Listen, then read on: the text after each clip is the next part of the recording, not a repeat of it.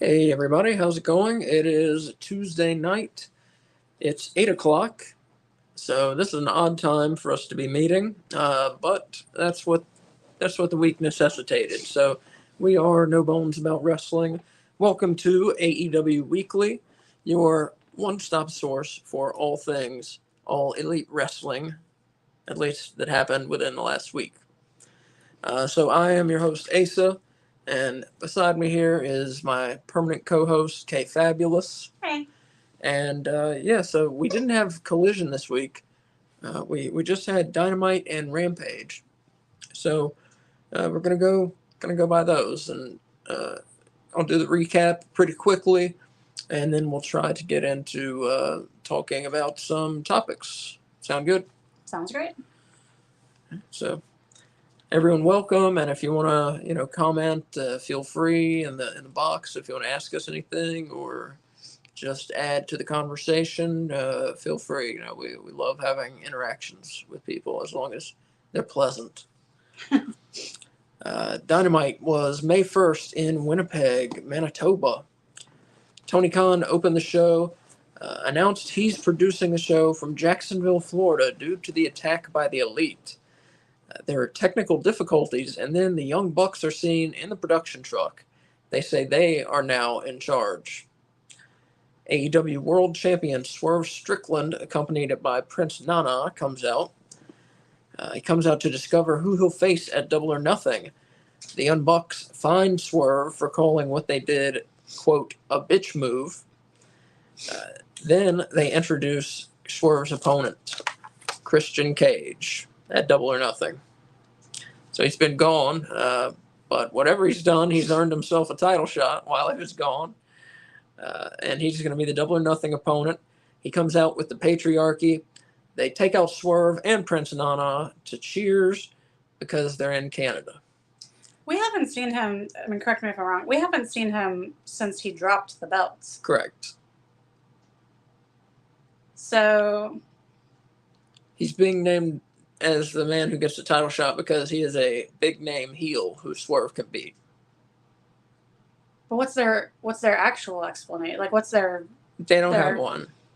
There isn't one. I guess it could be the Young Bucks are in charge. So they're baddies doing bad things. Yeah, I guess that's the actual.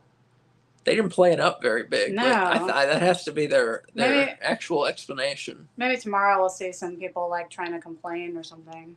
Maybe about they him, should like, have jumping that. in line or something. They should definitely play that up as just an angle. Highlight how much sense it doesn't make. Because he hadn't been gone. He wasn't on our top 5. Mm-hmm. Which is what everyone goes by. Yeah, which is what everyone goes by.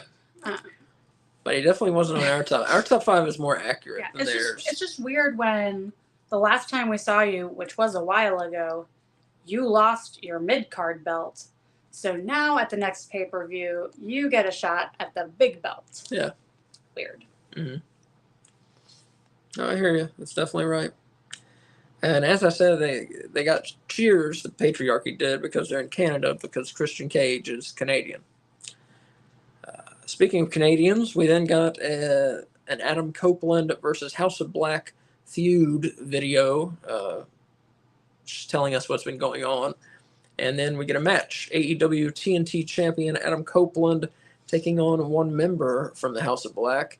And it is revealed as being Buddy Matthews. And if you saw the show last week, you'll know that I got it right. And Kay Fabulous got it wrong because she said it would be Brody King. So Can I tell you something funny that what you said made me think of? What? So that even though Christian's like a super heel, he got cheers because they were in Canada. Mm-hmm. That's how much they fucking hate Don Callis because he's from Canada too, and he's a major heel, but they booed the crap out of him. Yeah, they still booed him. Yeah. True. He's hated everywhere. Yeah, universally hated, even by Canadians who are arguably like some of the nicest people on the planet, I think. That's their reputation, for sure. So the match, pretty good match. Very good match, actually. It ends when Copeland hits the spear for the pin and the win on Matthews. Gave it 4 bones out of 5. Very good match. After the match, Copeland attacks Matthews. Afterwards, Copeland sets up a concerto. I mean, it goes right after Buddy Matthews, going after his head. He's going to smash his head in between two chairs. But then the lights go off. The lights come back on. Malachi Black is in the ring, telling Adam Copeland, do it. Do it. You know, it's a pretty freaky scene. It reminded me of the Emperor telling Luke Skywalker to kill his father, Darth Vader, at the end of Return of the Jedi. It reminded me of season 2 in The Walking Dead when. Are you about to give out a spoiler of Walking No. Dead? Okay. When they have someone from a different camp in a barn, and Carl, Rick's son, comes in and is like, kill him, and he freaks Rick out with how like bloodthirsty his child is. Okay. Interesting. Spoilers. Plus, it's season 2. That was like 10 years ago. Yeah, Get with The Walking Dead. Yeah, Come on. I guess you can give out spoilers. Anyway, so he's saying, do it. And Adam Copeland kind of turns like he's about to hit Malachi Black with the chair. But the lights go back off, and Black and Matthews disappear. And Adam Copeland is left in the ring, utterly confused. Did you hear what the announcer said when this was happening? I think it was maybe Tony Schiavone. No. He was positing that perhaps Adam Copeland was considering hitting a concerto on him because he got misted by Malachi. And like we saw with Sky Blue and Julia Hart, that the mist has somehow like gotten into his head and is slowly turning him evil. Okay. We've been presented with that. Mm-hmm. But we had people that got misted that didn't turn evil at all. Yeah. And then we had like Willow, who was evil for like a day. Yeah, what was that? They were like, no, let's not do that. Working. Yeah. So I don't know. They got to be more consistent with their storytelling. And like with Pac, he was the first one he ever misted, and he came out with like that like blindfold on and was like, my eyes, and then he took the blindfold off and he was totally fine. Yeah. Like at least give him like weird colored contacts or something. Or an eye patch. Or an eye patch. Like Rocky Romero. Or 2 eye patches. Instead of a blindfold. And then he goes by his. Eye patch on each side. And then he wrestles by his senses. Oh, can his nickname be Daredevil? No, his name would still be Pac, but he would wrestle by his senses, like the infamous hood match with Jake the Snake Roberts and the model Rick Martel at WrestleMania 8, I think? 7 or 8. Not 7. 8, I think. Or like how Daredevil fights off all bad guys. No, wait, I think it was 7. Oh my god, who cares? I'm talking about wrestling, not comic books. Talking about comic books. And I care which WrestleMania it was. Anyways, so they don't do any of that with the mist. But they have to be more. The point is, they have to be more consistent with their storytelling and intentional. Yes. Thank you. That's a good word. But I do like how that feud is going. It's intriguing. We're going to talk a little bit more about it later. Next up, we get Samoa Joe. It's the first time we've seen him since he lost the world title. And his big match is against Isaiah Cassidy. Yeah. So Joe hits a muscle buster for the pin and the win. It's a squash match. I don't rate those. So it's just taking up time, and so Samoa Joe can get a win, I guess.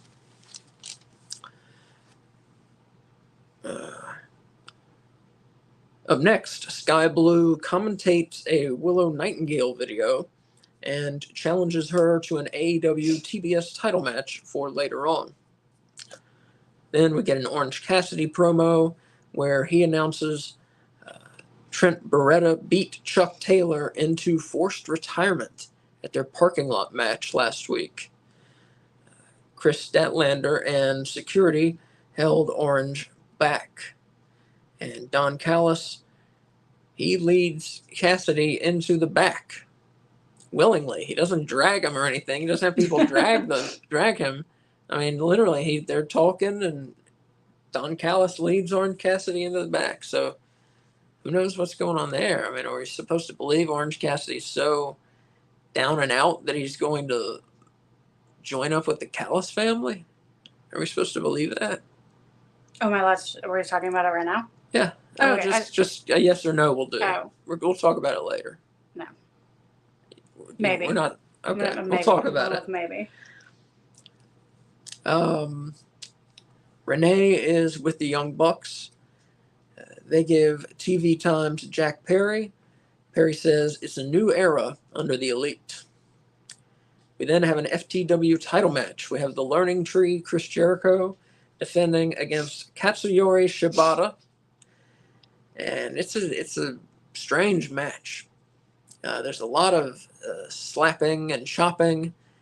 Both men's chests, especially Jericho's, though, turn red. But Jericho really got the shit chopped out of him. At one point, Jericho brings out a bag, and a small black bag, and so we all think it's thumbtacks. But what it is a bag full of hockey pucks. And Chris Jericho gets slammed on them a couple times. It looked painful. And at one point, he and Katsuyori Shibata are seated, and they're hitting each other with kendo sticks back and forth. They're seated, and then Chris Jericho picks up a hockey puck, throws it right at Shibata, hits him right here. And you could tell it hurt like a son of a bitch, too. Just the force with which it traveled. Yeah, you could tell it really hurt Shibata. And he was bleeding from his nose. Such a dick move. And such a dick move. If he didn't know it was coming, it was a dick move. Hopefully he told him at some point. I'm going to throw a hockey puck directly at your face? Hopefully he told him that at some point. Otherwise, it's kind of a dick move, yes. I hope he didn't, because that means Shibata was like, okay. Eventually, though, Big Bill interferes, and he chokeslams Shibata through a table. That's where Jericho gets the pin and the win. Pretty interesting match, a different take on an FTW rules match, and they used weapons in interesting ways for the most part. There were some silly spots with a trash can, where Shibata put the trash can on his head, or over his body. Jericho put it over his body, rather, and then Shibata started headbutting Chris Jericho just in the trash can. So there's some silly parts, but it was a good match. 4 bones out of 5. Then Renee is with TBS champion Willow Nightingale, Chris Statlander, and Stokely Hathaway. Willow says she'll beat Sky Blue's ass. The Young Bucks sent a message in that Statlander and Hathaway are banned from ringside tonight under the penalty of Willow having her title stripped from her. But Julia Hart was not banned. Correct. I mean, she also didn't show up, but wasn't banned. Wasn't banned. Next, we have Battle of Brutes, Claudio Castagnoli versus Brian Cage. And it's a good back and forth. But I always dislike how AEW has Cage wrestle like a normal man, They wrestle like we're not looking at this muscled freak and have us believe that people like Claudio can injure him as normally as they would injure, say, Ricky Starks. Like, he has to sell the same way that Ricky Starks has to sell things. And I just want to make it sure that people understand, because not everyone knows how you talk. When he says muscled freak, he means that as like a super high compliment. Yeah. I mean, he loves Brian Cage. Yeah. Like, he's talking about, like, that's not a human, that's a beast man who can destroy things with, like, a flick of his finger. Right. And that's how he should be portrayed. That's what I mean. Yeah, exactly. No, I like him, right? Yes. Yeah. Good. Thanks for the explanation. Some people don't speak Asa. But yeah, I don't like how Brian Cage has to sell the same way as, mortal men. But that's how they have him wrestle in AEW, and I think they're really missing out in having him in a larger role.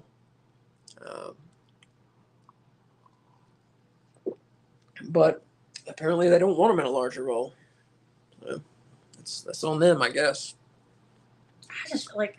I don't see how this guy hasn't made it big somewhere yet. Even when they had the 6-man Ring of Honor belts as the Gates of Agony, as they were the Embassy originally, before Swerve took them over and they became the Mobile Embassy. Mogul Embassy, not mobile. Mogul. Mogul Embassy. But I don't understand why they ever took the 6-man belts off of them, and why they haven't given them the AEW Trios titles. They Like were a force, that Trios team Yeah. looked great together until they made them like start jobbing out for people. Brian Cage and what are the two guys? Toa Leona and Bishop Khan. Bishop Khan and Toa Leona. Yeah, we haven't seen them in a bit. But I think we might see them this Wednesday. I think Swerve is going to bring some backup after getting his ass kicked last time. Yeah. I think we're going to see them and Brian Cage. Good. I like seeing. I hope so. I like seeing Bishop Khan. I know you do. So yeah, back Claudio Castagnoli and Brian Cage. There's a Claudio promo before the match, and then the match ends when Brian Cage taps out to the sharpshooter put on by Claudio. So it's a good match. Not as much back and forth as there should have been. Claudio took most of the offense for the match. I mean, he dished out most of the offense for the match. And, Claudio got the win. I give it 4 bones out of 5. It was good. Could have been better with these two men. Could have been better. And Claudio did do the big spin on Brian Cage, that's pretty wild, man. That's a big guy to be just spinning around. The big swing. Like a child. The big swing. Thank you. I knew that didn't sound right. Yeah. That's a big guy to do that too. Rocky Romero, speaking of eye patches, is with Renee. And Romero announces it's time for him to leave the Best Friends and be on his own. You know, he can't stand all this fighting that's been going on. He goes out on his own, and he challenges Kyle O'Reilly to a match on Rampage. And speaking of Rampage, we're told we're getting a match with Konosuke Takeshita versus London Lightning or London Lightning, I think. It's one of those two. And it never happened on Rampage. And they never made any. Well, they might have made an announcement. If they did, I didn't hear it. I didn't hear it either. They went over like 12 minutes or 11 minutes with Dynamite. I didn't even think about that. They had to have cut it for time. I didn't even think about that. Yeah, so it must have been. It had to have been that reason, yeah, that they cut it. Up next, Mariah May versus Serena Deeb. They didn't tell us beforehand it was a number 1 contenders match, but it ended up being afterwards. And stuff like this where, I mean, I love AEW, but we're fine with critiquing them when they need it. They told us. They didn't say beforehand this was a number 1 contender match. I thought when they announced the match previously, they had said that. I don't think so. Maybe I just assumed I could be wrong. I don't think so. I could be wrong. Well, there's no big graphic on the screen or anything. True. There should have been, they should have made it a big deal. Mm-hmm. And they didn't. So I missed it. So, but Mariah May versus Serena Deeb. Deeb wins when the women's world champion Toni Storm threw in the towel because Deeb had Mariah May in a submission hold. What'd she have her in? Ankle lock. No, it was a one-legged crab. It was a one-legged crab. And she was really wrenching it back, too. Yeah. Mariah May would not give up, so Toni Storm, if you haven't seen this, it's an old trope where if someone's getting their ass beat too badly, their manager can be like, oh, my God, that's enough, and then they throw in the towel. You know, that's where the expression comes from, throw in the towel. You're quitting, you're giving up. I think the last time we saw it in AEW was when MJF turned on Cody Rhodes, right? Mm-hmm. Yep, exactly. The MJF heel turn. So with this win, Serena Deeb earns a title shot at Double or Nothing. So it's Toni Storm versus Serena Deeb. And, could be Toni Storm did this because she didn't want to face Mariah May. I think it's very likely that's why she did it. That is what one of the announcers speculated. So, I didn't hear that either. Mm-hmm. But I think that's obvious, I think. Renee is with Adam Copeland. Kyle O'Reilly interrupts, and basically tells Adam Copeland he'll have his back and not to worry. But during the interview, or during them talking, Adam Copeland is obvious his mind is elsewhere from his overacting, indicating that his mind is elsewhere.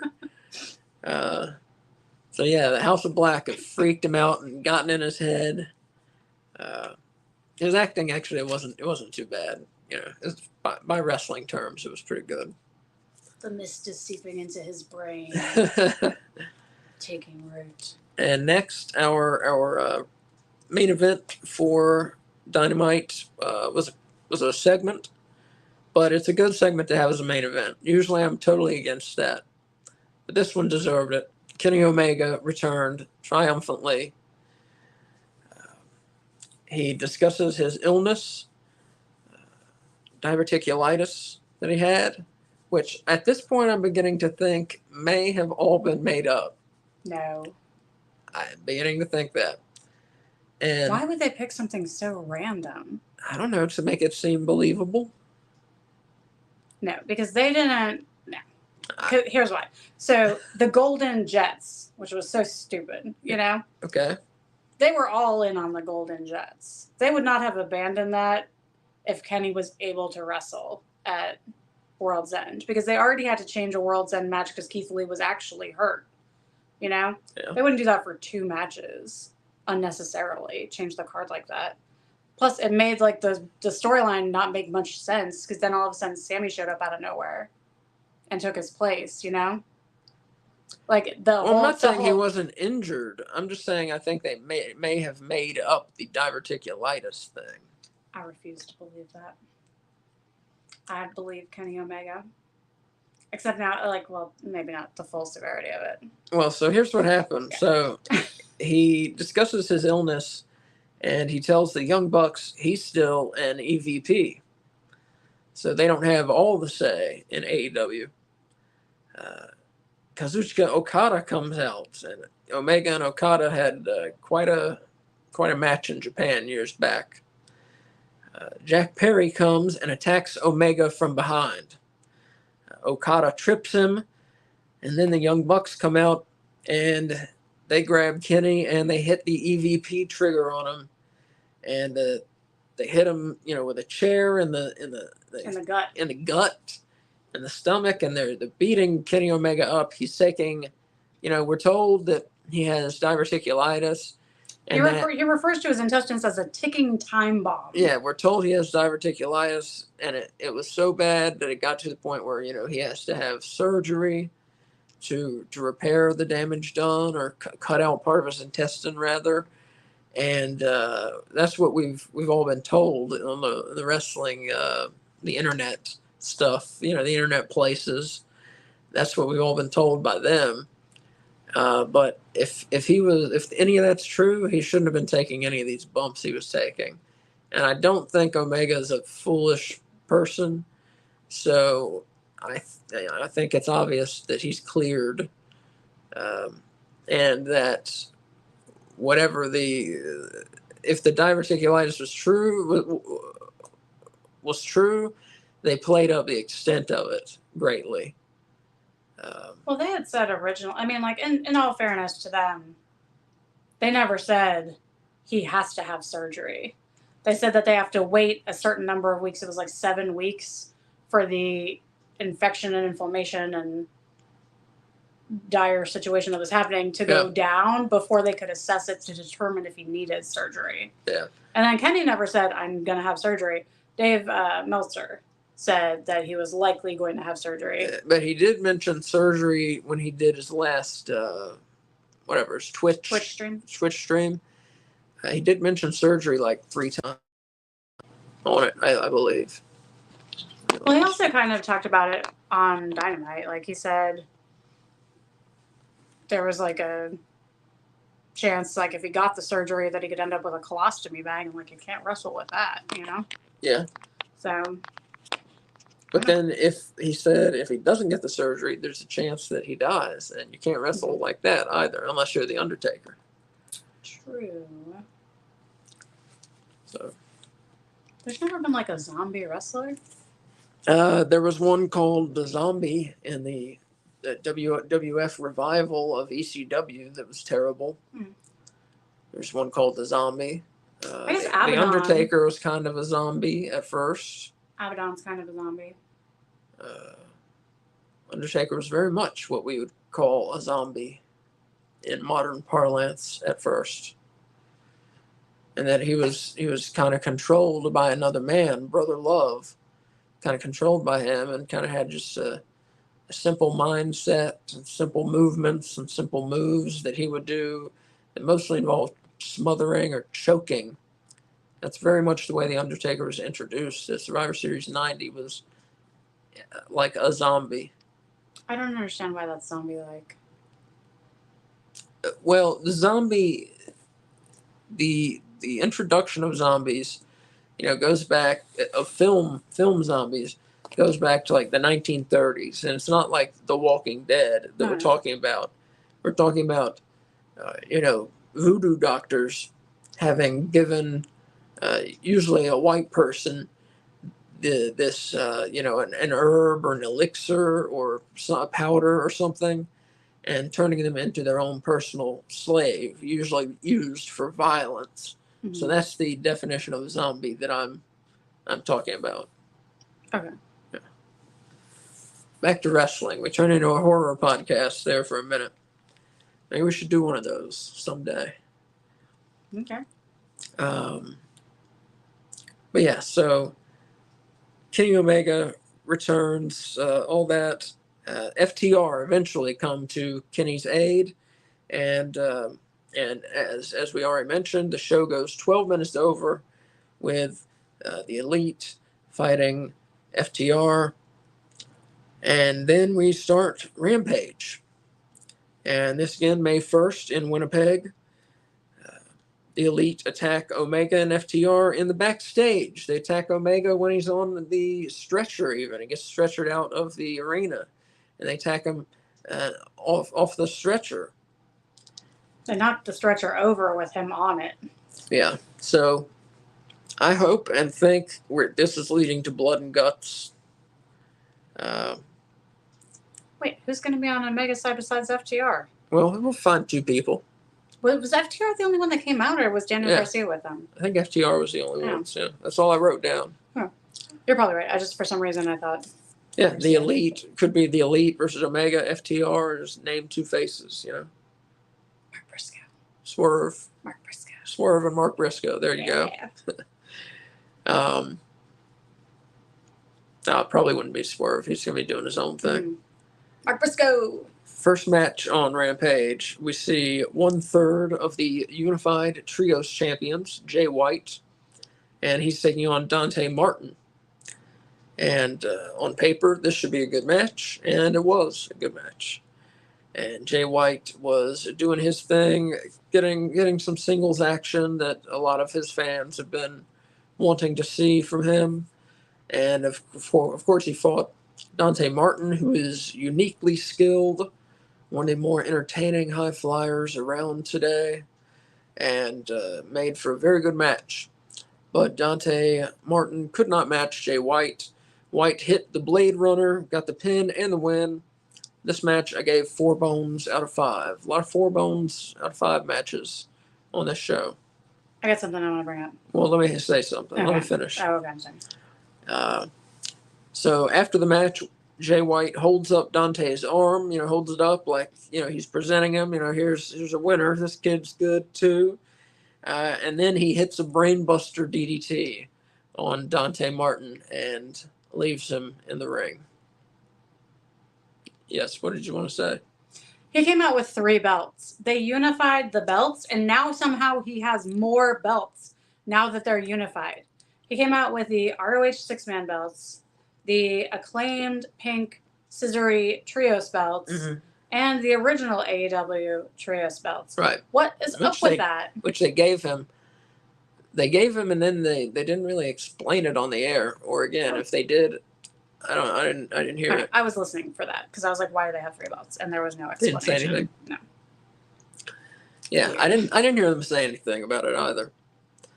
Maybe they did. I don't know. Tell us if they did. But yeah, so they have 9 belts now. Yes, for 3 wrestlers. It makes them look very impressive when they come It out. does. So, It also seems really cumbersome, though. yeah. Like, Jay White had one around his waist and was just carrying a bat with one on each end of the bat. Well, you know whose So, bat like- that is? Yeah, it's Sting's bat. Sting's bat. He painted it gold for Bullet Club gold. You got to think somebody's going to be coming back for that at some point. Darby? You think Sting is coming back? Could be Sting. No way. Hey, That man he had just, the perfect retirement what did he? I didn't It'll say be- for a match. just for his bat. Yeah, just say he swoops down one night and gives Jay White a fucking scorpion DDT and takes his bat All back. 3 of his belts. Takes his bat back. No, Fans would go wild. they would, but I don't see that happening. Call it the Scorpion DDT. That's not the name of it. No.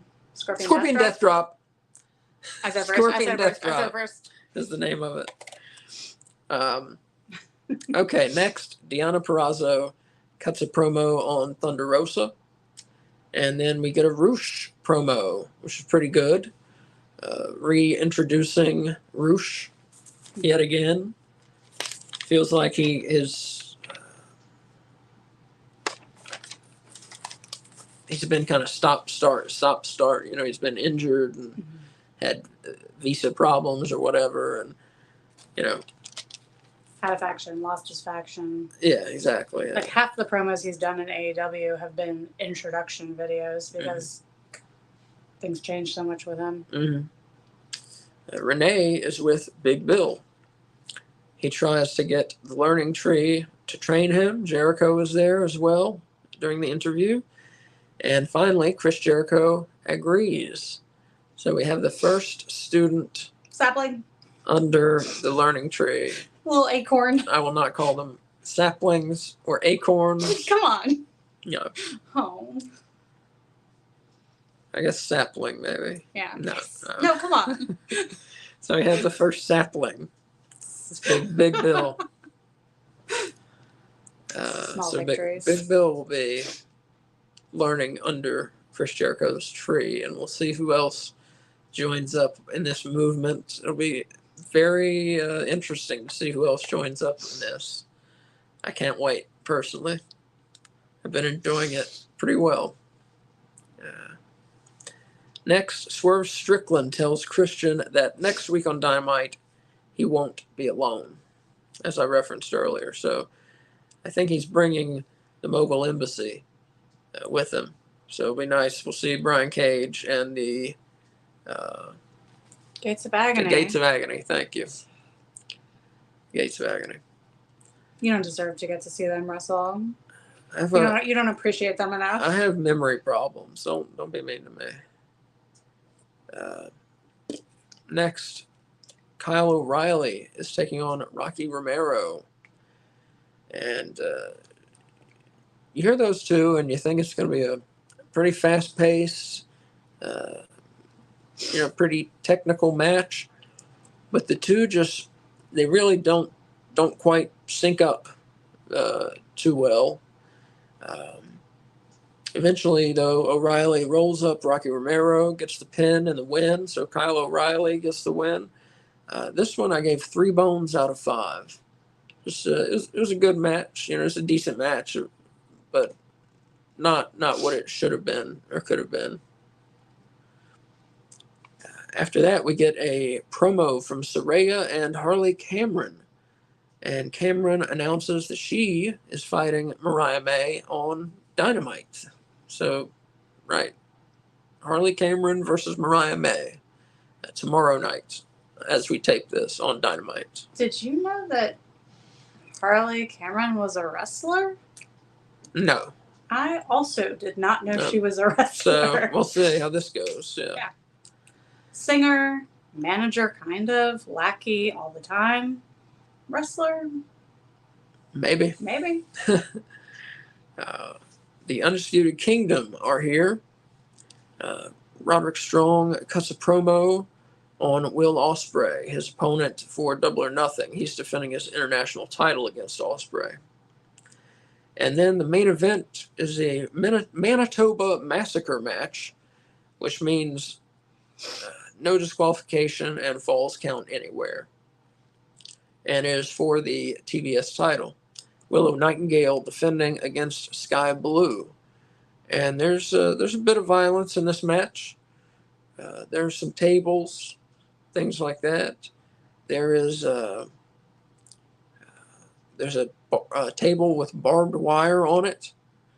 And Nightingale eventually hits the Babe with the power bomb through that barbed wire table and pins Sky Blue, keeps her belt.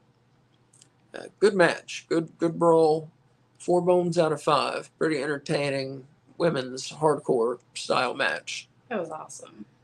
There were tacks. He left out the tacks. There were tacks. Sky Blue bladed. Yep. Yeah, she was bleeding, and at the end, her hair was caught in the barbed wire. She has a lot of hair. Yeah, they had to come and like untangle her. Yeah, it was very erotic. What? What? Hair tangled in barbed wire? So Stokely Hathaway and Chris Statlander come out to celebrate with Willow, and the show ends. So that is the TV for last week. What's your match of the week? In AEW. Match of the week. Yeah, I didn't name one. So I'll say match of the night, at least, on Rampage. That is the match of the week, though. What? Everything was on one night.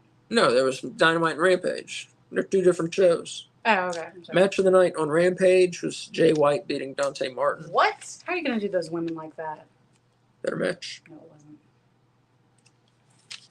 That was a good women's match.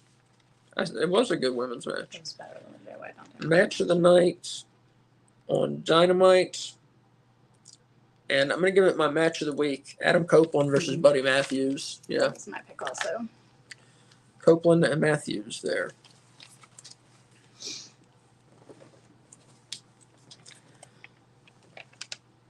All right. So now one of our more popular segments. It's called Where's This Going? Where we look at incidents that happened during the television week. And we ask, where's this going?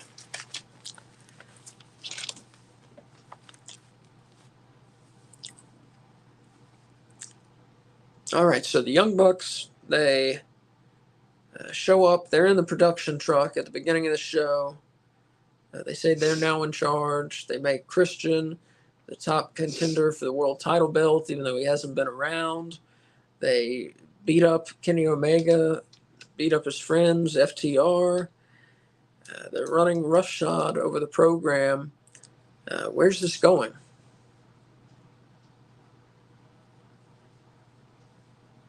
Are you asking me? Okay, yeah. Where's this going? I mean, I think it's kind of like the New World Order. Yeah. I don't like they're taking over. Yeah. So I think that's where it's going. Like, they're going to form. I don't know. I'm kind of thinking maybe someone else is going to join the Elite. Yeah. I guess we'll have to wait and see. But I kind of like I don't want to dismantle the Don Callis family completely, but I would like Takeshita to join them. That would dismantle the Don Callis family completely. He's the sole remaining member. Well, that doesn't seem like they're going to turn face. Right. He's the sole member that doesn't seem like they're going to turn face. Correct. Yeah. I just I think I like that they're using this like we're the new bosses now angle instead of just walking around finding people randomly. Mm-hmm. This is a much better way to do this storyline. Yeah. So yeah, I think them starting to like this was them just getting their toes wet, you know? Like I want them to fully dive in on this and start making like drastic changes to the show that they think are right that Tony has to then come in and fix. Yeah, I'm with you. Yeah. And we talked about it a little last week, you know, what the kind of things we'd like to see. You know, like making matches, making gimmick matches, making really just, you know, underhanded kind of matchups, like a 2-on-3 handicap match, that kind of thing. Or maybe just a 1-on-2 handicap match, you know, for someone they want to punish. Fines, you know? Or even like stopping a match mid-match and just being like, guys, you're not bringing what I expected you to do to this, so we're going to add chairs or something, like, and restart the match. Yeah.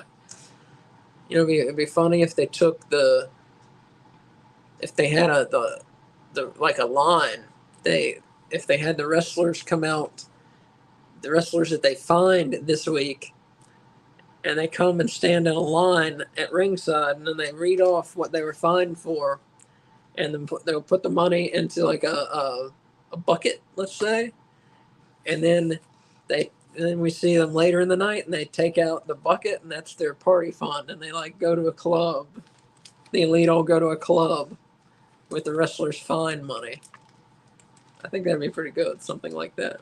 So you were gonna just say like a walk of shame parade, the people that were fined that did the company wrong that week, Yeah, or a walk of shame. I would be for that too.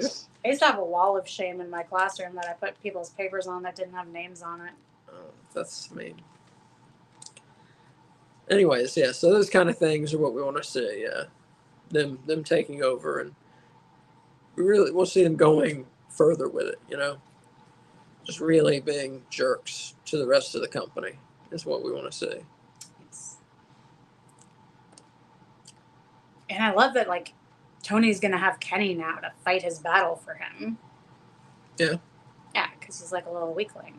That's true. Yeah. Someone has to defend Tony Khan. Has to be the White Knight. Yeah. People defend him all the time on the internet. Man, if you say anything nice about Tony Khan, all these nutballs come at you. The internet wrestling community is a really weird place to be, and those kind of people, I just block them. There's nutballs on both sides, though, because if you say something and like even remotely critical, no matter how valid the argument about Tony Khan or AEW, the other side's nutballs jump all over you. Yeah. Like, they can't accept that you can enjoy a product and still be critical of that product and want it to improve. Yeah. Because you're supposed to think it's like perfect. True. And then on the other hand, if you say something bad about Triple H, you got that side nutballs coming on you. Wrestling community's full of nutballs, is that what we're saying? Like that he, knowingly hid his father-in-law's sexual assault over several years. That type of thing. If you were to say that, people would get on you. I say that. Or that, he was knowingly part of a human trafficking scam that involved rape. If you said that kind of thing on the internet, people would get on you about it. As they should. There's no evidence of that. But when he's in charge of the committee to I'm just giving examples we don't have to go I'm just giving examples. Okay, moving on. All right, so where's this going? Swerve Strickland, new world champion, has a challenger, Christian Cage, and now they've already beaten up Swerve. They made him look pretty bad on this last week's episode of Dynamite. Swerve says he's not coming alone. We've already said we think he's going to bring out the Mogul Embassy. I mean, of course, that's who we think he's bringing. Where's this going? Well, I hope it ends up with Prince Nana getting like a bodyguard. Yeah. Like, I want them to get someone to add to the Mogul Embassy for sole protection of Prince Nana. Like Secret Service. Yeah. For Prince Nana. So then Swerve comes out with a manager and a bodyguard. Yeah, but the bodyguard's not for Swerve. I understand. It's solely for Prince Nana. I understand. Like, even with like a riot shield that he like stands in front of Prince Nana, like protects him because he's an angel. Prince Nana, one of them, they drive a car in, and Prince Nana's in like the Pope tube, just doing his dance in the Pope tube. I love it. There used to be a Pope Mobile. Mm-hmm. If you don't know what I'm talking about, Google Pope Mobile. After one of the popes got shot decades ago, John Paul. they decided they needed to keep the Pope in a bubble when he was in a car waving at people, and so they made a Pope mobile, and there's a little bubble that the Pope can stand in and all that. Dude, after Kennedy, if you were a public figure, wouldn't you insist on a bubble like at all times? Yes, yeah. But where this is going, like with Christian, is that what you're asking? Where this is going with Christian and Swerve? Yeah. I feel like the only reason to do this, besides like it's probably going to be a pretty good match, is to help somehow solidify the Mogul Embassy as the good guys now. Because, I mean, other than the Don Callis family, I think the Patriarchy is the biggest successful heel faction that's like solely a heel faction, you know? So that's the only reason I can think of to do this. Because other than that, like, why is this happening? Well, like I said before, it's. I mean, I think you're right. That's pretty good suggestion that you had there. But the main reason they're doing this, I think, is they just looked around. They said, we need a heel that hasn't been the world title scene, that Swerve can beat, that will make them look good. And they searched around. They said, hey, we got a former world champion, not an AEW world champion, but a former world champion elsewhere, Christian Cage. Why not throw him at him? I think that's exactly what happened. Isn't it weird that they're going to have Christian drop his belt? And then, I mean, I'm assuming this is going to be his first match back. Like, do you think they're going to have him wrestle between now and Double or Nothing? I hope so. Yeah, I hope so. I hope so too. But, I don't know. It just seems weird to have him lose, like, essentially 2 big matches back to back when his faction's supposed to be pretty formidable. Yeah, true. Well, you know, what you hope that they would do is give some wins to Kill Switch and the kid. What's the kid? Nick Wayne. The Prodigy. If you're going to call him Kill Switch, you got to call Nick Wayne the Prodigy. Yeah, Kill Switch and the Prodigy. You would hope they could dish out some wins to them during all this. And as you're saying, you know, build up that faction, build them up to where they're more, you know, formidable. Do you think they're going to do that by having them beat the Gates of Agony? That would make me really sad. Possibly. But yeah, the better that the Patriarchy looks, the more people are going to be worried about Swerve and his world title. So they got to make the flunkies look good. Especially Nick Wayne, I think they need to make him look more threatening than he has looked in the past. You know, getting power bombed through flaming tables and beat up all the time, and you know he needs to have a violent incident of his own. I think, and I think that should come in this feud. He also just needs to wrestle more. He hasn't been wrestling very much. No, recently. I agree. Yeah. I agree. He was good at it. The little that we've seen of him wrestling, Nick Wayne seemed pretty talented. Yeah. Well, like for a while, it was like he was wrestling almost weekly. Yeah. And then he just stopped once he joined Christian. Yeah. Odd. And then, so eventually, who wins the feud, though? Who wins the match? Swerve wins the match. Swerve wins? Yeah, I think Swerve wins. Brought in Christian to win the belt off of Swerve and his first like big title defense. I don't think so. All right, so TNT champion Adam Copeland feuding with the House of Black. Where's this going? Somewhere awesome. Yeah. Yeah, I love this, and I think it's just going to get more and more exciting.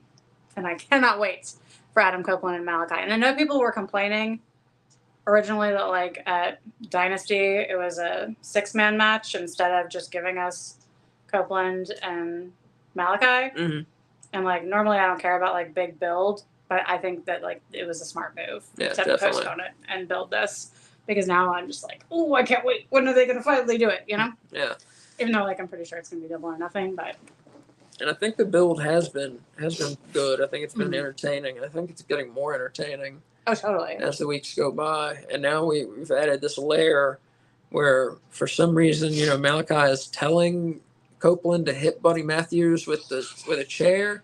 Yeah. Is it because he's punishing Buddy, or because he secretly wants Copeland to turn, to his dark side? Yeah, I think that's 100% it. Yeah, he wants his more violent side to come out. Yeah, I think he wants to lure him into this House of Black. Does he want Copeland to be a member of the House of Black? I think that's where this is going.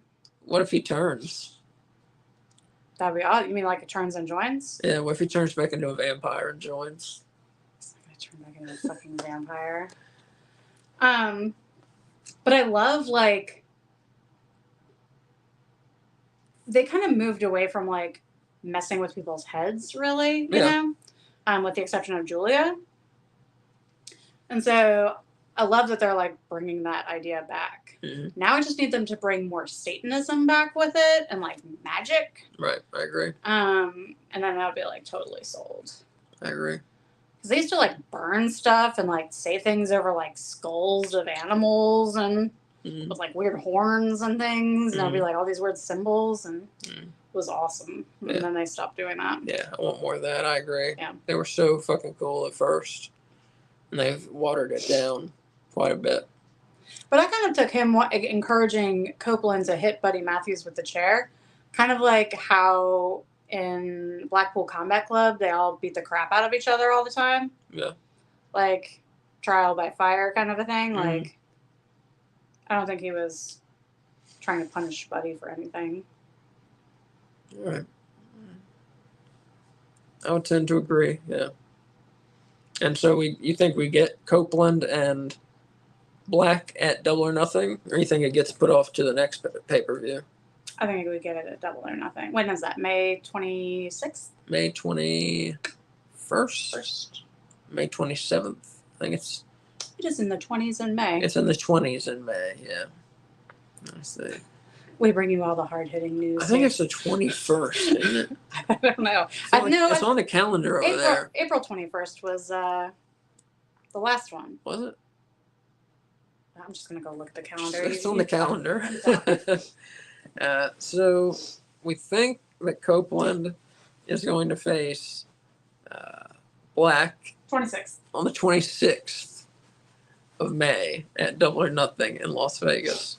And my next question was going to be, so who do you think wins? I think Copeland wins, but I really want Malachi to win. Yeah. Oh my God, for Malachi to finally get a singles belt. Yeah, that would be awesome. It's been so confusing for a lot of fans, I think, to have him, so much of his AEW career so far, be tied up in trios and tag matches. Mm-hmm. That people are just thrilled to see him have a singles match. Yeah. Right. And so I think rewarding him for all of his good group efforts with a nice singles belt would be good. But I don't think they're taking it off of Copeland. Yeah. I don't know. I could see them taking it off him for Malachi. So I don't know. I could see it going either way, though, really. I could see him keeping it or losing it. So I don't know. I don't have a prediction yet for this match that isn't scheduled yet. Oh, this isn't my official prediction. No, I'm just saying. Yeah. I'm just saying. Okay. You know what would be kind of cool is if there's a stipulation built in with the title match that if Malachi wins the title, Adam Copeland has to come with it. You know? Why would he ever agree to that? Because he's so confident that there's no chance that's going to happen. I heard there would have to be a different reason. They can't. Copeland is not the kind of face that would be that way. So confident, so cocky. He's not like that. His character's not like that. That's true. Jericho would do it. Jericho would do it. Yeah, definitely.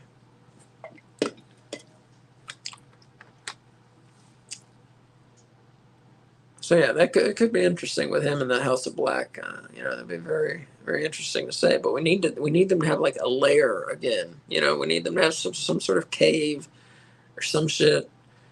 Some place where they hang out and do their spooky stuff. Yeah. I want it to be a location in the AEW universe. You know, I want other people to be able to be brought to this location, but not backstage. not backstage. No, that's what I'm saying. Off property, like in the woods, yes, or in a cave or some shit like that. That's what I'm saying.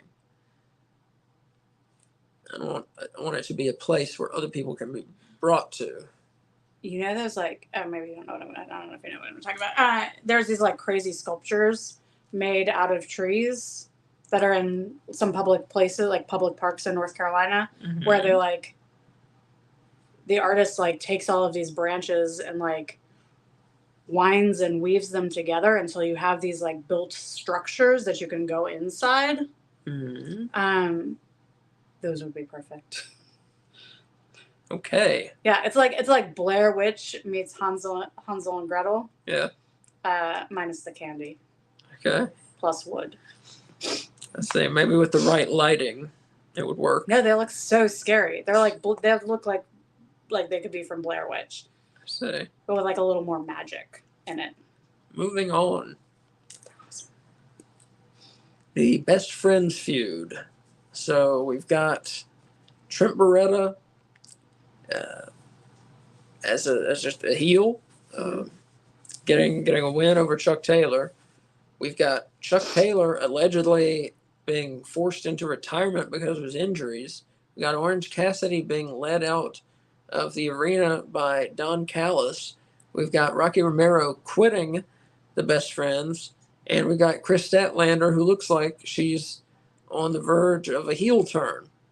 And we have Danhausen missing from the face of the earth. Yeah, missing in action. So where's this going? Actually, he just won a belt. What in some other company? GCW. So what's going on? Where's this going? I mean, I don't know where all of these different trails of the remnants of the Best Friends are going to end up, but I think they have done a very good job of removing any possibility of this ever getting fixed. Yeah. Like, because I think Trent and Chuck getting in a fight, you know, there could be hope for reconciliation. But at this point, with everyone going in opposite directions, it's like they just exploded the Best Friends, you know? Yeah. Like, it completely annihilated it. Mm-hmm. Yeah, I like how they've been presenting that. Yeah. So with the Don Callis piece of it, the previous week we saw Don Callis watching Trent Beretta's match on a TV backstage and like nodding in approval. Mm-hmm. So I really expected Trent Beretta to join the Callis family. But now that he has taken Orange Cassidy backstage, I have no idea what's happening. Because it doesn't make sense to me. Like, I mean, I think an Orange Cassidy heel turn would be somewhat interesting. Mm-hmm. I don't know if it's possible. I don't know if it's possible either. But also, like, Trent did a heel turn. Chuck didn't do a heel turn necessarily, but he kind of beat the crap out of his best friend and told him that he secretly never liked him. Right. So that's not really very face-like. Yeah. So yeah, I don't see them turning like everyone a heel separately in their own separate directions. It just wouldn't make much sense. Yeah. Well, Orange. So what I'm hoping is Orange is not joining the Callis family that Trent is going to. Orange is not turning heel. Yeah. Duh. I think Trent might, yeah, like you're saying, Trent may join the Callis family. I think Chris Statlander is going to turn heel on Willow Nightingale. Yeah.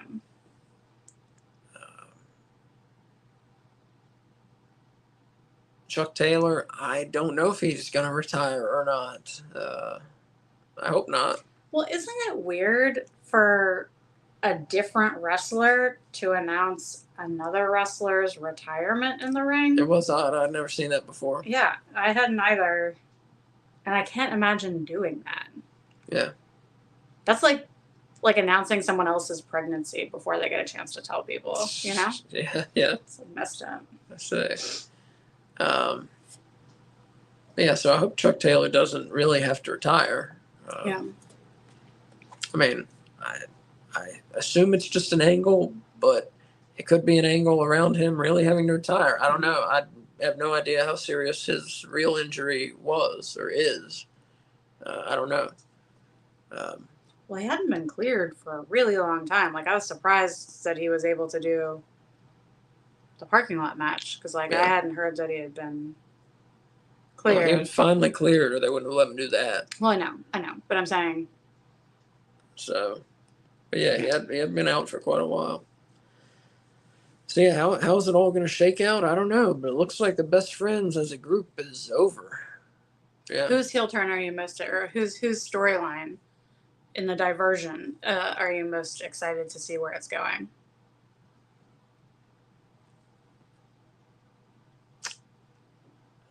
I'd kind of say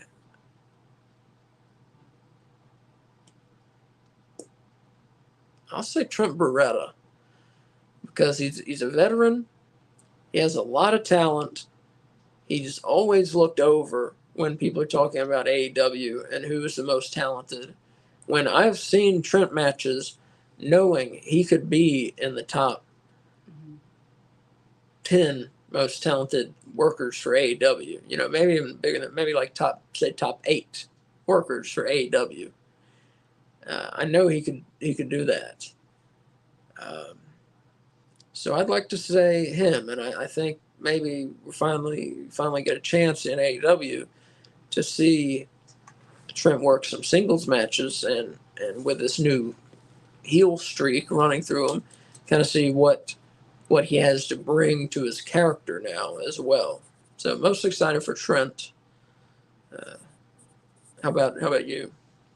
I'm currently making a list of who I think the best workers in AEW are Oh, to see if Trent Beretta would be anywhere near number fucking 8 in the top 8. He could. Top He's good. 8. He's very good. They have. He's a very good wrestler. Will Ospreay. He's a very good wrestler. Kenny Omega. Bryan Danielson. All good. Jon Moxley. Adam Page. Adam Copeland. Christian Cage. Swerve Strickland. Kyle Fletcher. Chris Jericho. Sammy Guevara. I'd say Trent's better than several of the people you named. Yeah. Worker? What do you mean by Chris worker? Jericho in the ring.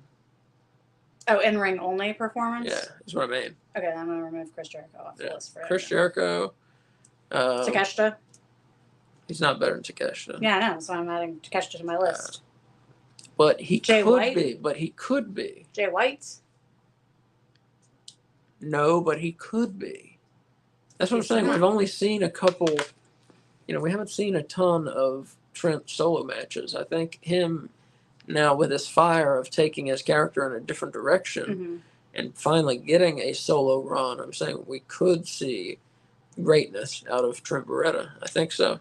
I'm just pointing out the level of greatness he would have to rise to make it in the top 8 of AEW. Yeah. Because their shit's good. I'm aware who works for them, and I stick by my statement. You seem confused. I stick by my statement. What was your question? I don't even care now. I was so distracted by your top 8 suggestion. Oh, wait. I was going to answer my own question. Yeah. I am most excited to see Chris Statlander's heel turn because that means we get heel Stokely Hathaway, and I love him. You think he's just going to go whichever way she goes? He's not going to stick with Willow? Oh, I hope he doesn't stick with. I don't want him to be a face manager. He's so good as a heel manager. I love him. Mm-hmm. Oh, I would be very sad. He's funny. He's so funny. So funny. When he broke his arm, and that was so good. Oh. Said something this week on Dynamite. I forget exactly what it was, but he said something. He was like, was shouting. He was like, "Why must I be judged by my actions?" Or something like that. Oh, he's just so delightful. Yeah. Delightful. So yeah, Chris Statlander because you want a heel Stokely Hathaway. That's what I'm getting. And I want more Stokely Hathaway. More Stokely Hathaway. I feel like face Chris Statlander does not get much screen time. But if she has a heel turn, I feel like that's going to make her more of a focal point, which means I get more Stokely Hathaway. Mm-hmm. Which is my goal. Okay.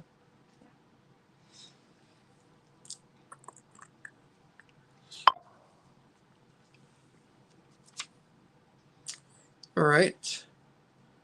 Let's see.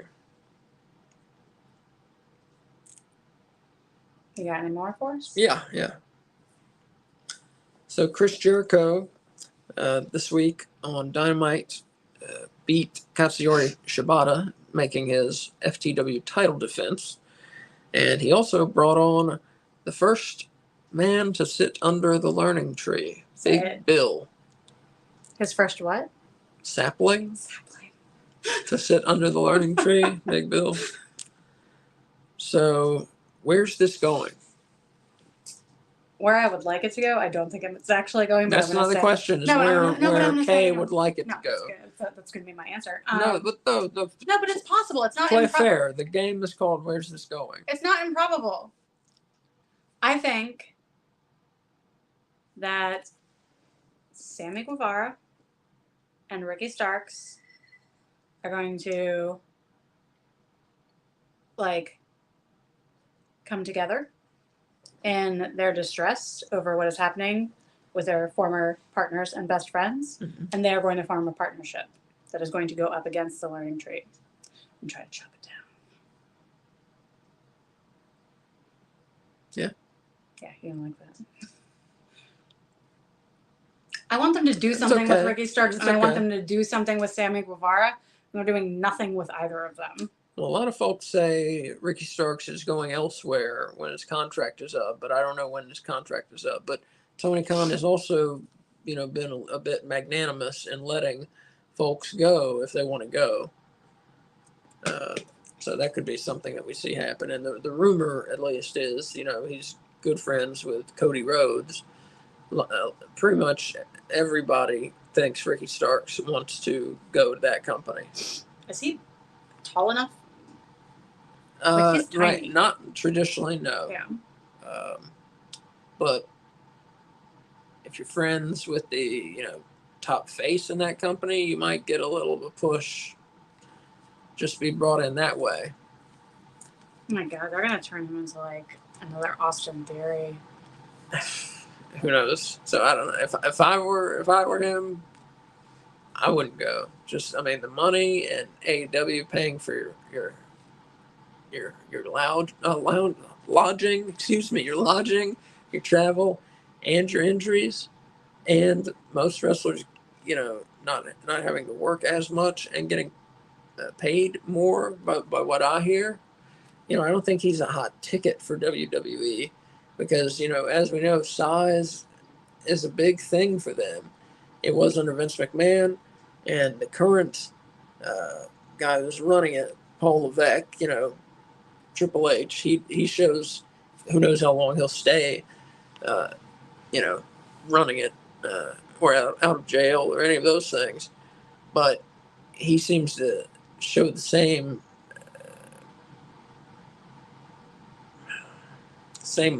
liking for bigger men, muscled men, that I'm saying it doesn't seem that it'll do Ricky Starks much good to jump there for me. He has the same aesthetic appreciation as Vince. Yeah.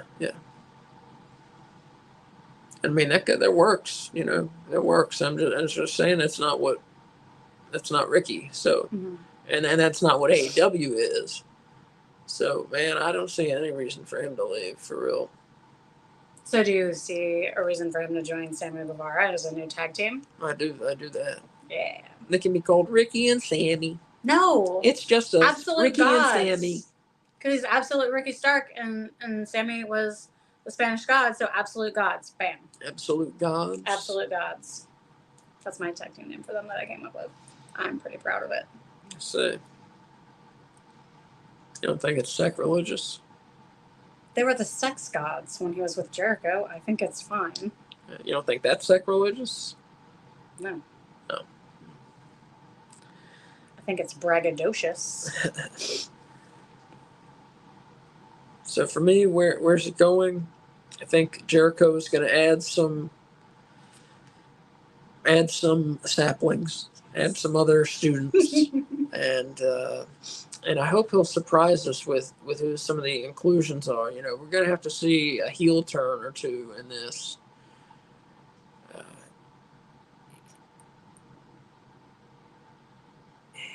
You Who do know, they it would have? be interesting. Well, my first thought, it would be really interesting if Top Flight were to join. I don't know why they come into my mind, but they do. I mean, they're a team that's kind of, they're very talented, but they're not getting their due, the recognition right now. And it feels like they kind of need some kind of change. And I think that could be a good change for them, is to become, students of Jericho. But aren't they like one of the only face trios teams? That's like an actual trios team? I think you may be right. I am right. Other than the Acclaimed Yeah, and that's a Daddy good Ass, point. That's a good point. they're the only faces. That's a good point. You can make more face trios teams. It would be a shame to break that one up. Mm-hmm. Top Flight and Action Andretti. Yeah. Like I said, I don't know why Top Flight came into my mind. Like, yeah. They would have to pull out some acting chops that I don't think they have yet. No. But see, they could act the same and still be with Jericho. They don't have to change who they are. So they're still good guys. They're just with someone bad. Right. Yeah. And they're kind of ambivalent. You know, they want the knowledge that he has, but they don't necessarily like the things that he does. I like mine better. So we'll see. But either way, I think we can agree he's going to get more saplings. Yes. And who they are at this point, I don't know. I could not have predicted Big Bill would have been the first one. So who they are, where will they pull these folks from? I don't know. It's going to be very interesting to see the roster. I'm enjoying this angle. I think it's very intriguing. And as I've said, Chris Jericho always finds a way to reintroduce himself, to remold himself. Just when the Judas thing is getting stale, the aging rock star gimmick, which is kind of what he is. Just when that's getting stale and the Judas, people aren't singing along with Judas quite as loud as they used to, it's like, bam, back to Lionheart. So you can figure out what's next. And then here comes the learning tree. I mean, this guy is so good at kind of, seeing what's in the waters before they get to him and being able to avoid things. I thought of something that I want, of people I want to join him. Okay. The Workhorsemen. Okay. They need direction. Anthony Henry is like getting ready to come back soon. Yeah. And I think they're moldable and could use a voice box. Okay, I could see that. I would be for that. My other possibility was Kip Sabian. I was gonna say, and if you've not seen the Workhorseman shirt, it's awesome. In is it Shop AEW? Shop AEW. ShopAEW.com. We are not paid by them, so just so you know. But at ShopAEW.com, look at the Workhorseman shirt. It is fucking awesome. I think there's more than one, but it's the black one with the green. Yeah, it's black with a green skeleton on it, and it's really cool shirt. Yeah. They gave them like the coolest shirt. It's the coolest AEW shirt. Yeah. I gotta get one. I'm gonna have to get one. It's very cool. It looks like a band shirt, like definitely. It looks like a video game from like 1980, like the loading screen. Like the image that pops up, like with the green blocks, like the. No, I know. Yes, it does. I don't know. I know. Oh, you don't know what I'm talking about? I have no idea what you're talking about. Like when you used to have those old like floppy disk computer games. Yeah. You'd stick the disc in, and it would load the game, and like the game's like picture and title would come up. It looks like that. Because there was no color. It was just everything was like green boxes and then black background. Think of like the original Oregon Trail. It doesn't look that. It does look like that.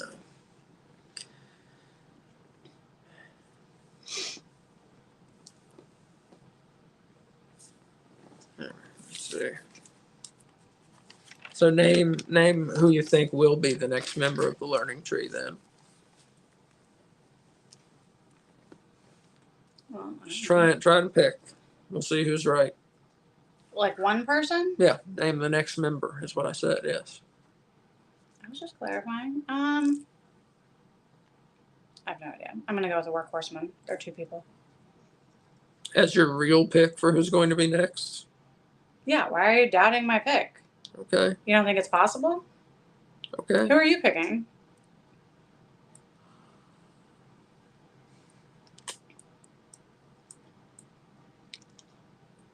I'm changing my answer. I'm going with the Butcher. The Butcher. Okay. Curious. I'm gonna say. Well, if we're talking about who we think is gonna join Jericho's Learning Tree faction. I'm gonna say Kyle O'Reilly. What? Yeah, we're talking about who we think is gonna be next to join. Oh, you just said that. Yeah. Who's gonna be next to join the Learning Tree? Kyle O'Reilly? Just if I had to bet. He There's a didn't bet. want to join the Undisputed Kingdom because he wanted to do this on his own. Yeah. So why would he immediately join a different faction? He could change his mind. But he's being successful on his own. Yeah, but he could easily go on a little losing streak and then decide it's time for some help. That's true. Wolf does not like your idea. I'm with you, Wolf. I like my Butcher idea. Because the Blade's injured and possibly going to be gone for a long time. Possibly ever, forever, His back's really messed up. I like the Butcher much better when he had a different beard, like a big mustache, and before he lost all that weight. You just love big fat guys, though, as wrestlers. Yeah, but he didn't look like he exercised or anything. He just looked like a big guy who would murder you. He looked like a sailor from the 1930s. Yeah, kind of. That I would be scared to approach in a bar. Yeah.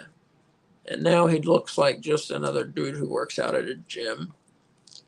So he had a very, very unique draw to him before, and he just lost it with losing weight. Yeah. Before, and now he just has a walrus mustache. Yeah. Okay. Yeah, basically. Yeah, I preferred his old look also, but I'm glad he's healthier. He has to be healthier, right? Pish posh. So yeah, who actually will be next? It probably won't be Kyle O'Reilly. I was just trying to come up with a name. My name's better. It definitely won't be Kyle O'Reilly. No, that's a terrible pick. Well, I guess never say never. But we're gonna move on. So that's the pick I'm staying with, Kyle O'Reilly. Oh, Wolf says A.R. Fox, who we have not seen in a long time. Wow, that would be great. That's a great awesome suggestion. Idea, yeah.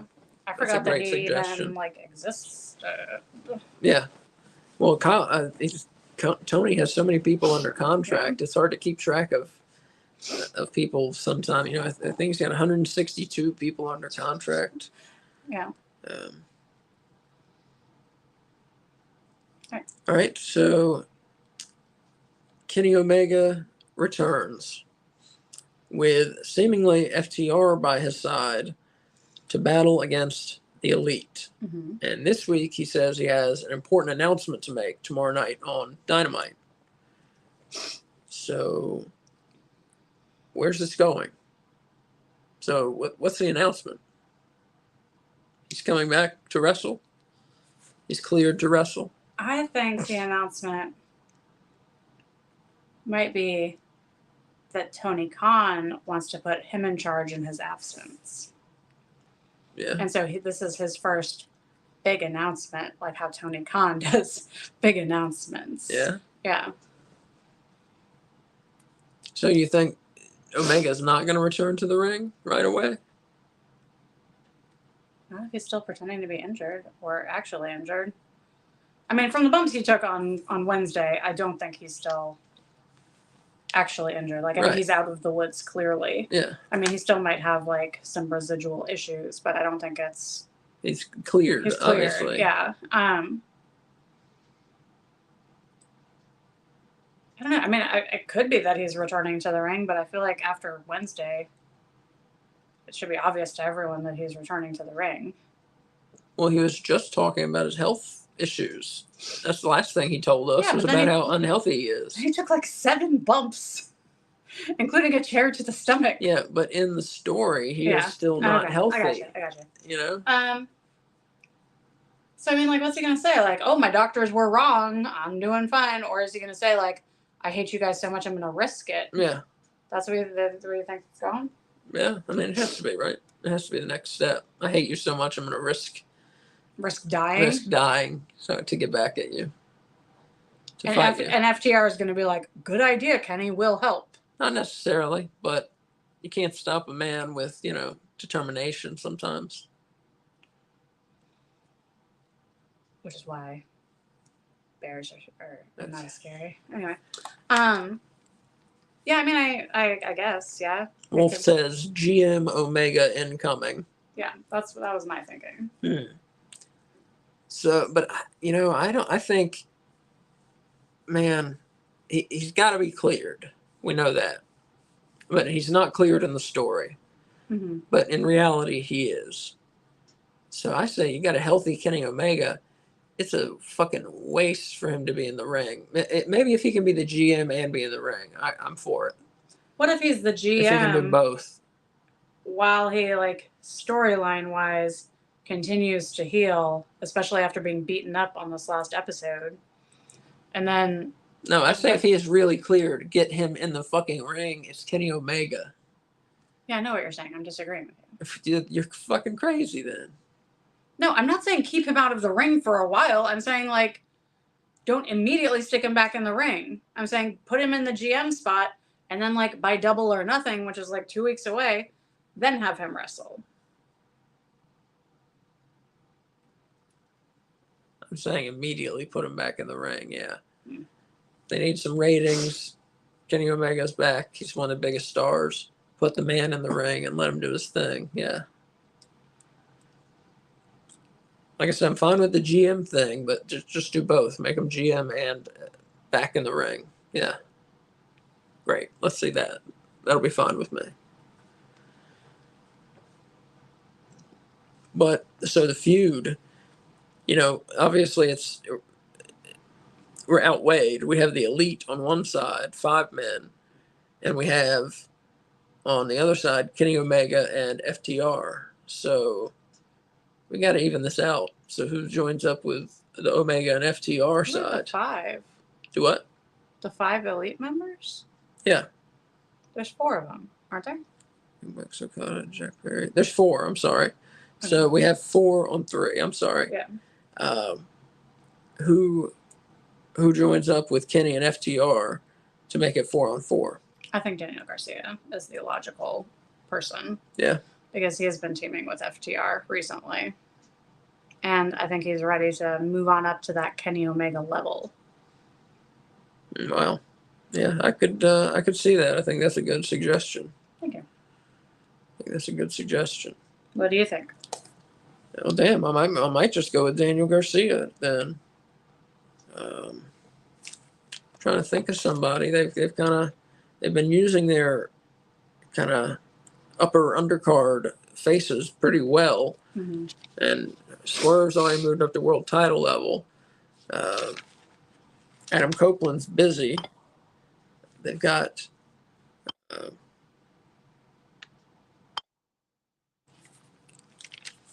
what about Cassidy? Orange Cassidy? Yeah. Okay, that's another good suggestion. You can just take all the good suggestions. Okay.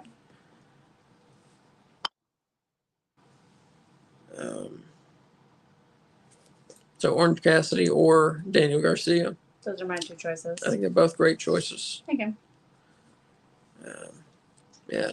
So have Kenny Omega, FTR, and Garcia fighting against the Elite. I could definitely see it. Yeah. Yeah. Well, good work on that. Yeah. I didn't name anybody, and you named 2. So. Wolf says Cassidy is busy against Trent, but yeah, that's why I didn't name Cassidy. Yeah. But Daniel Garcia is a good choice.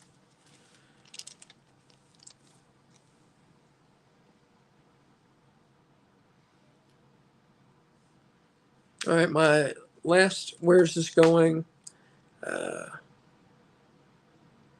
Willow Nightingale and Mercedes Moné. So we've got Willow, who's a face. We've got Mercedes, who I think is supposed to be a face and feels like a heel, though. Mm-hmm. And we've got supposedly a heel who attacked Mercedes Moné in the room when it went dark. Mm-hmm. So we think that heel is Chris Statlander. She's going to turn heel on Willow.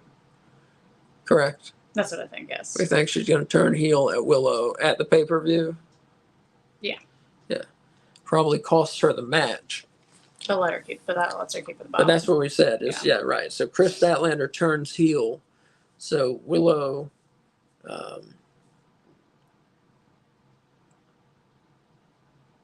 gets the win, but by DQ. Oh, I was thinking the other way. I think Mercedes gets the win by DQ. Because I think... No. Yeah, I'm sorry. I misspoke. Chris Statlander attacks Mercedes. Yeah. And Mercedes gets the win by DQ, yeah. Mm-hmm. She gets the win by DQ, so Willow keeps her belt. Mercedes gets the win in her first match. Mm-hmm. And then we have a feud set up with Mercedes versus Chris Statlander. I like it. So we think that's where that's going, yeah? Yeah. Okay. The only other thing I can think of that's a possibility is that Mercedes is like making the whole thing up. Like nobody attacked her. Yeah? Yeah. She just fell to the floor? Yeah, she just pretended like that so that Willow would start questioning the people around her and get in her head, you know? And then so Mercedes turns heel? Yeah. That's an odd... I mean, I definitely think the first choice I kind of like that, actually. I kind of like that, actually. Especially because, like, Willow got attacked by someone, and so she's like, oh, no, I got attacked too. You know? Yeah. I think I kind of like that. Thanks.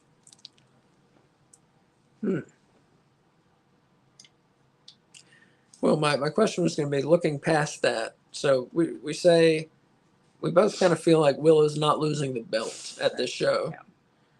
The TBS belt. Mm-hmm. So who's going to be the next challenger for the TBS title at the next show? Where's that going?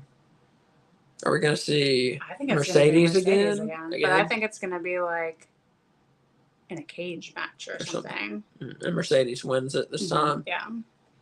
I think it's right on. That's what I would do, at least. I'd love to see a women's cage match. They haven't done one of those in a really long time. Yeah, it'll be fun. Like, so long that I can't name a women's cage match that I've seen in AEW. No, not in AEW. I can't name one. Have they ever? Like have they done a women's cage match in AEW? I think Thunder Rosa and Britt Baker did one once, but I could be wrong. I don't think that was a cage match. I think that was just a really violent match. That one wasn't a cage. The one you're thinking of. That was the St. Patrick's Day Massacre or whatever they called it. Oh, I don't recall a cage match, but that doesn't mean one didn't happen because my memory is terrible. Anyway, so that's where we both think that's going, is a Willow and Mercedes rematch at the next pay-per-view with Mercedes winning in some sort of gimmick match. Yeah. Wolf is saying a triple threat with Statlander. Yeah, he says triple threat, I think. That's a good idea. AEW does a lot of women's triple threat because they only do one women's match, or they used to, so they would try and cram as many women into it as they could. Mm-hmm. So I'd like them to move away from that. Yeah, I agree. So you're thinking triple threat with Chris Statlander, Willow Nightingale, and Mercedes Moné. Mm-hmm. I could see that being the way to go. I just hope it's not. Mm-hmm. I'm not one, just in general, I don't like triple threat matches. Mm-hmm. I like a one-on-one match, or if it's tag teams 2-on-2. I just like one side versus the other side. I don't like this 3 mixing it up. It just goes against what wrestling kind kind of came from. There's one side that's good, one side that's bad, and it makes it harder for people to work together too. And then you always got the spot. Well, if two people are working together, one person's left out. Where's the action in that? I just don't like them. I just don't like them. Maybe I'm old fashioned. I don't know. I just don't like triple threat matches. I think pick two of the competitors, and I think that match will always come out better than a triple threat match with three competitors that are in the feud. It's just how I feel.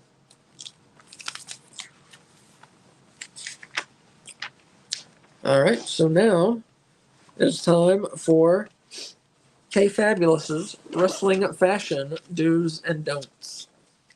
Okay. Don't.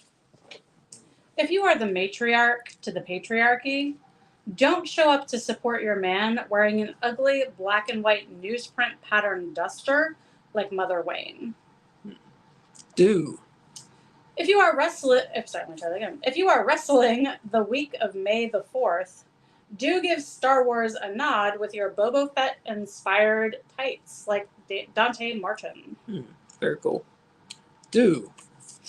If you are a wrestling auntie, do show you are still hardcore by wearing a multi-layered thick silver chain necklace like Renee Paquette. Do. If you are wrestling in your homeland, do wear a Rated R Superstar shirt with a giant Canadian flag skull on it like Adam Copeland. Do. If you are anyone who wrestles on TV, do cut the tags out of your damn clothes so it doesn't stick out of your gear mid-match like Sky Blues did. Don't.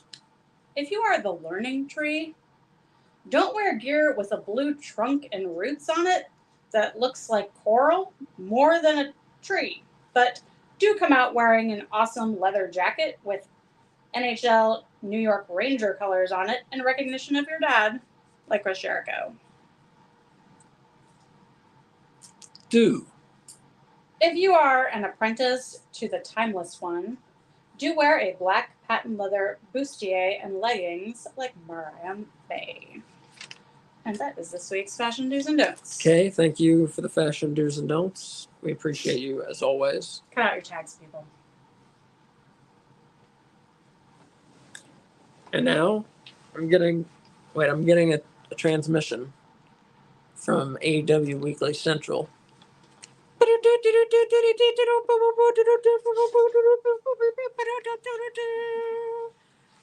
It's time for the AEW News Roundup.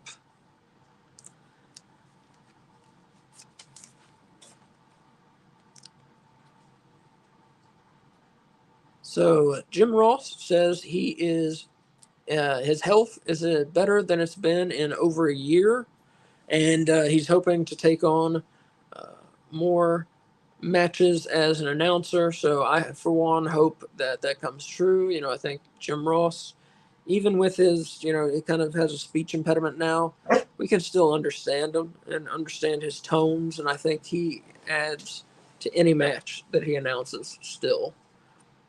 And I don't think that's just me being an old person. I think that really is true. In other news, Ray Phoenix not medically cleared to compete at House of Glory event. That's a independent promotion up in the Northeast. Phoenix had just returned from injury on last week's Collision, but he is injured yet again. He was slated to wrestle his brother Penta El Zero Miedo at House of Glory's Cinco de Mayo event. However, Penta came to the ring during the show and announced that Phoenix was not medically cleared to compete, and as a result, the match was off. Penta instead wrestled Laredo Kid in the main event. That sucks. Yeah, after spending months on the shelf due to injury, Phoenix made his AEW return on last week's Collision. He was in our AEW Match of the Week, in which he defeated the Beast Mortos, formerly known as Black Taurus. Before that, it had been October 10th, 2023, when he dropped the AEW International title to Orange Cassidy. That was the last time he wrestled. So word of when he's returning, if this is temporary or long term, don't know any of that at this point. And you don't know if it's a new injury or if he re-injured his previous injury. Yeah, don't know anything about it Okay. other than he missed the May 5th show due to injury. Yeah. Another injury. The injury bug has definitely hit the company lately here. AEW wrestler Julia Hart undergoes shoulder surgery. And Wolf's wife, Julia Hart. That's true. Sorry, Wolf. I'm sorry. Send her some flowers on. Tell her they're from me. The former TBS champion posted a photo to her Instagram stories, revealing that she had the surgery redone. She was last seen at the Dynasty pay-per-view, where she lost the TBS title to Willow Nightingale. So Hart will likely be out of action until late summer or early fall of this year. She's only 22, so her best days hopefully are ahead of her. Ethan Page is done with AEW and Ring of Honor. He apparently wanted to leave earlier this year. His profile was removed from the roster page on AEW's website. That's how most people heard about this. That's how I heard about it, at least. So as I said, he expressed a desire to leave apparently in February, but it's unclear what the reason for his request was. So Ethan Page joined in 2021. In March of 2021, his most recent AEW match was early December 2023. He lost to Kenny Omega in an excellent match on Collision from Montreal. Page had been wrestling for Ring of Honor. His most recent bout there was taped on Valentine's Day this year, February 14th, in a victory over Anthony Henry. Page still is in the wrestling game. He is the promoter of Canadian indie Alpha One Wrestling. And they have an event set for May 19th. So he moved to the United States last year, and AEW actually helped him get his green card to establish permanent resident status. And then he turned around and wants to dump them. So that's a nice thank you from Ethan Page. Fucking Canadian. Dynamite ratings. AEW Dynamite averaged 703,000 viewers on TBS. That's up 2.9% from the previous week. And they did a 0.24 rating in the 18 through 49 demographic, and that is up 4.4% from last week. So minor gains in the ratings. The ratings still aren't great compared to what they used to be, but compared to the rest of cable television, they're still pretty darn good. Will Ospreay this week revealed a WWE star who reached out to him during the free agent process before he signed with AEW, and that was AJ Styles, someone that Ospreay has long considered a hero. And Ospreay said AJ was on the phone to me when he was trying to, I guess the right word would be sway in making my decision on which company I should sign with. And it flatters me because AJ is my hero, everything I wanted to become. That's really sweet. He continued, I feel like he's always kept an eye on me. I feel like even now, I guess that's what the phone call was about. But he always keeps an eye on me every now and again. But for me, coming to AEW was the right thing to do. I just knew coming here, I wanted to make a difference. I wanted to be part of a change in the culture. Ospreay and Styles, if you're wondering, they have wrestled twice, both in 2015, before Styles left New Japan for WWE. Styles defeated Ospreay at Rev Pro High Stakes 2015, and Styles beat both Ospreay and Marty Scurll in a triple threat match 8 months later at Rev Pro Uprising. Matt Hardy says Jeff Hardy has been cleared for his AEW return. So here's an injury that's getting resolved, thankfully. Jeff Hardy hasn't wrestled since February when he had his head squashed by Sammy Guevara. And then, of course, Sammy Guevara infamously kept the match going. I believe there was some sort of, miscommunication. Obviously, I don't think Sammy was trying to hurt Jeff Hardy. Mm-hmm. But despite that, he was suspended and is still suspended as far as we know. He's definitely not been on television. And no word has been said about the lifting.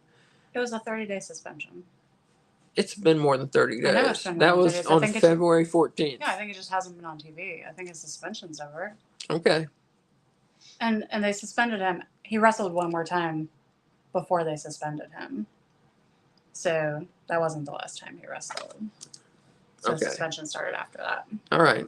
Well, nonetheless, you say the suspension's not over. If you're not on TV, isn't it still a suspension?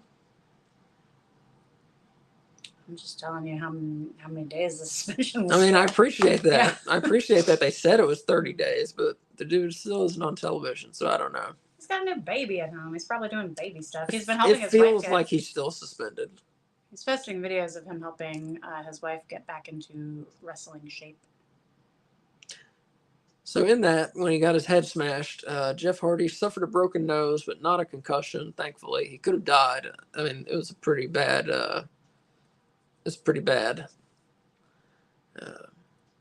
Sammy Guevara did a top rope move and missed the mark terribly. His knees landed on Jeff Hardy's face. Yeah.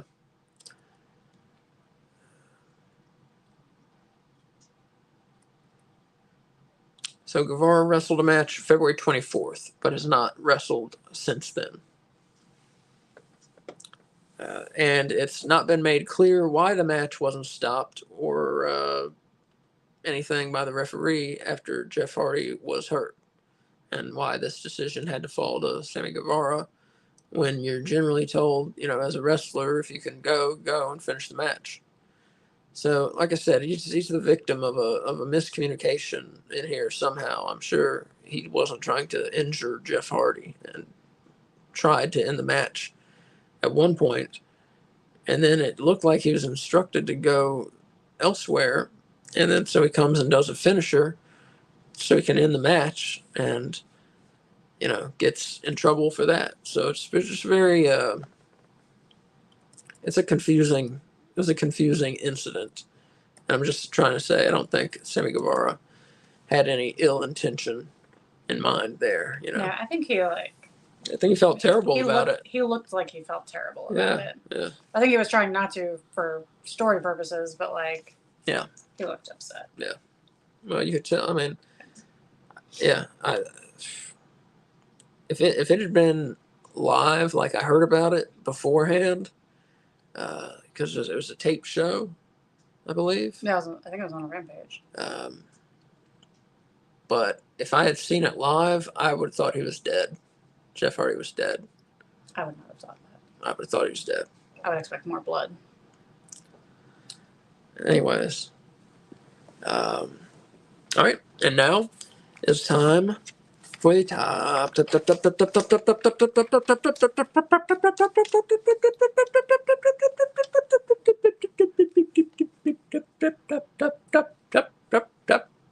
Five. The AEW Top 5 Rankings, brought to you by AEW Weekly and No Bones About Wrestling. Our rankings are 100% accurate. They are 100% proprietary, and they are 100% based on a system that I developed and I will never reveal, no matter what you do to me. Okay, we'll start off. Actually, on AEW television this week, there were no tag team or triple threat matches, believe it or not. Trios matches. Call them what you will. Oh, thank you. I call them triple threat. Trios matches, thank you. No team matches at all. So our rankings stay the same from last week. And I'm going to just run them down real quick. Number 5, Top Flight and Action Andretti. Number 4, Katsuyori Shibata and Daniel Garcia. Number 3, the AEW World Tag Team Champions, the Young Bucks. Number 2, the Acclaimed. And number 1, the AEW Unified Trios World Champions, Bullet Club Gold, or the Bang Bang Gang as they've been introduced lately. So what should we do now, Kay? Men or women? Women. Women. Number 5, hopping back into the top 5 after a nice hardcore match against Willow Nightingale, Sky Blue. Number 4, she lost the number 1 contenders match, but looked very good even in losing, Mariah May. Number 3, up 2 spots from number 5 last week, the TBS champion who defeated Sky Blue in that match, Willow Nightingale. Number 2 is your new number 1 contender, thanks to her win over Mariah May, Serena Deeb. And number 1, 4 months, has been your AEW Women's World Champion, Toni Storm. So that's number 1, Toni Storm. Number 2, Serena Deeb. Number 3, Willow Nightingale. Number 4, Mariah May. And number 5, Sky Blue.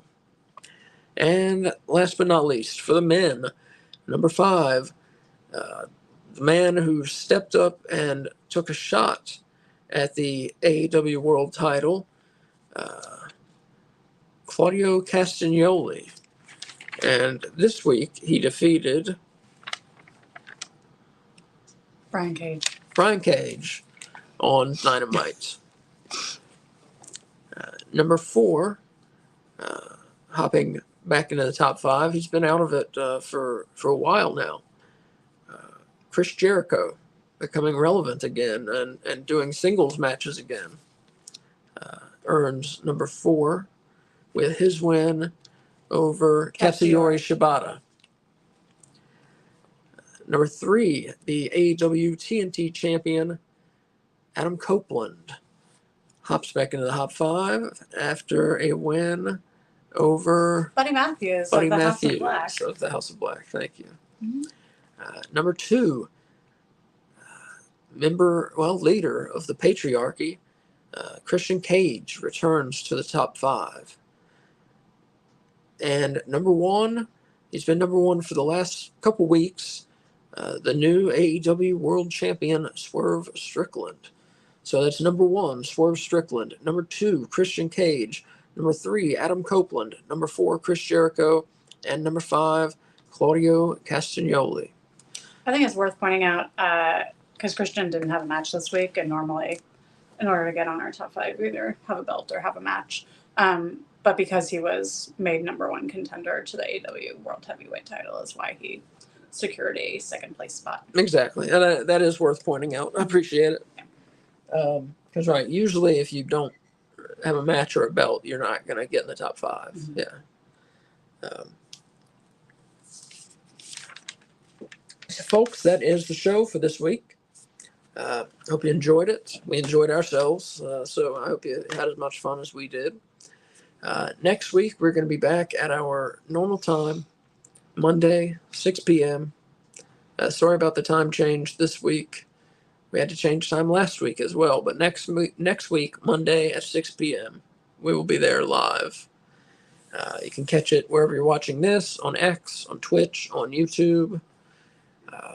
Later this week, we'll put out the audio-only version. You can get that on Spotify, on Apple Podcasts, all those types of places. That'll come out tomorrow. Tomorrow. We'll have the audio-only if you want to hear this again. And so, what else? We have our videos on YouTube, older videos. We have WCW reviews. We have watch-alongs of things. We even had some old WWF shows on there. So they're pretty fun, the watch-alongs. And then, of course, we have every episode of AEW Weekly is on there. So check out our YouTube, like things. Click like if you like them. That makes a big difference to us. We appreciate it. Leave us messages. Drop us a line. Check our X page or Twitter, whatever you want to call it. I'm always updating there, putting my opinions about wrestling, no matter what the idiots of the online world have to say about them. I'll continue to put my opinions out there. and I'm usually right. So subscribe also on YouTube, and follow us on Twitter, on X, because that's generally where we make announcements about what show we're doing, what time it's going to be, those things. We make all those announcements on our X account. So uh, you know keep an eye out on the X account is what I'm trying to say. And we sometimes do AEW watch-alongs too. So Yeah. For usually, I think for every pay-per-view we've done one. For every pay-per-view, and then sometimes the TV shows. I think tomorrow. Yeah. I think tomorrow. I think we'll do one tomorrow for Dynamite. Yeah. So we'll make that official tomorrow night. Join us for Dynamite at 8:00. Is this a no collision week again? Oh yeah, I think so. I think so too. I think so. So maybe is Rampage after Dynamite? Rampage is after Dynamite. So we'll see you for 3 hours. We'll see you for 8 to 11. Yeah. So we'll have plenty to say. Unless some of us have to go to bed. We'll have plenty to say, and we'll both stay up till 11. So hopefully we see you tomorrow at 8 Eastern, right back here, the same place, wherever you watch this, is where it's going to be broadcast. X, Twitch, and YouTube. And folks, as Mick Foley would say, have a nice day. Bye. Bye.